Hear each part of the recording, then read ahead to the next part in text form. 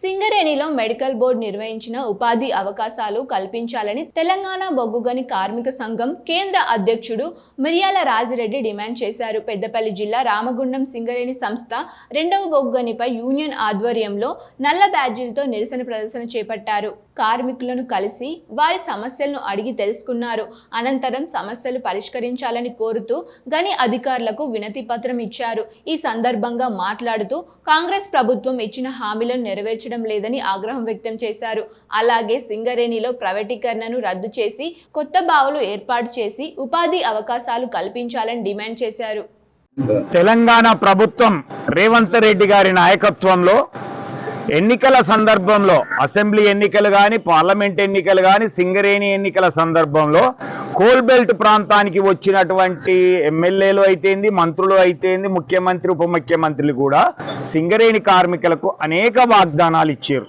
ఏదైతే తెలంగాణ ప్రజలకు ఇచ్చిన 6 గ్యారంటీలు లాగానే సింగరేణి కార్మికులకు కూడా 6 గ్యారంటీలు ఇచ్చి ప్రైవేటీకరణను రద్దు చేస్తాం, కొత్త బావులు తీసుకొస్తాం, అండర్ గ్రౌండ్ బావులు తీసుకొస్తాం, మెడికల్ బోర్డులు నెలకు 3 పెడతాం, కార్మికులందరికీ కూడా ఉద్యోగ అవకాశాలు కల్పిస్తాం, అలాగే పెర్క్స్ మీద రీయింబర్స్మెంట్ ఇప్పిస్తాం, 250 గజాల స్థలం ఇస్తాం, 30 లక్షల రూపాయల వడ్డీ లేని రుణం ఇస్తాం అనేటువంటి అనేక వాగ్దానాలతో వచ్చినటువంటి ప్రభుత్వం రాగానే మళ్ళీ సింగరేణి కార్మికుల మీద క్రోడా జులిపించడం అయితేంది, వాళ్ళ కసిని కూడా చూపించినటువంటిది కూడా మనకు అర్థమవుతా ఉంది.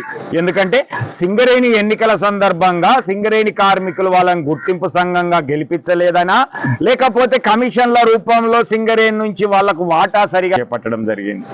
సింగరేణి సంస్థ లక్షలాది మందికి అన్నం పెట్టే సంస్థ.